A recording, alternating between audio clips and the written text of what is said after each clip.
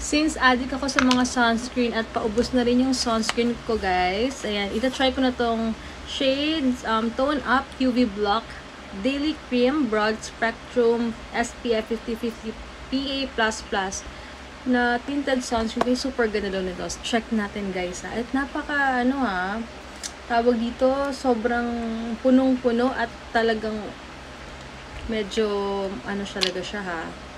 Ayan, o. Halata mong malaman, guys. Malaman talaga yung word. So, ito, guys, ito yung nakikita ko lang din dito sa TikTok. So, na-curious ako kasi nga sakto pa ubos na yung sunscreen ko. But, nag-toner na ako at yung mga ginagamit ko sa face ko. And check natin ko talagang maganda to. Actually, nag-sunscreen pa rin naman ako kasi nga, diba, para, sanay na rin talaga ako. So, ito muna. Teka lang, guys. Check natin ko talaga ito yung kiniklaim nilang sobrang maganda doon. Wala siyang masyadong nakaka-glow lang siya ng skin, pero hindi siya yung ina-expect ko na sunscreen na may coverage ng sobrang bonggang-bongga, guys.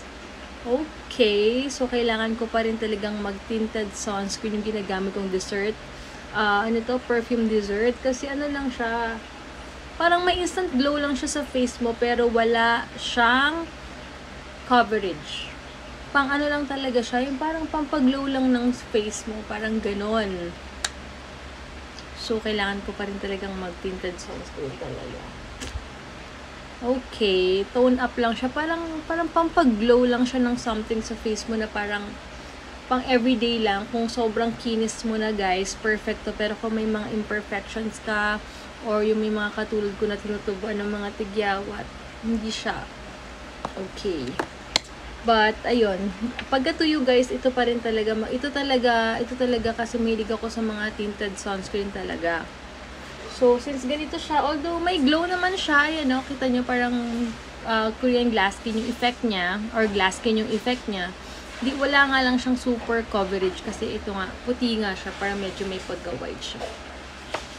Na nagbibigay lang siya ng glow sa face. So, okay, sakto to. Kasi ginagamit ko talagang sunscreen is ito, paubos na yung sa Rix. Pero maganda rin to, guys. Halos same lang sila ng effect na parang,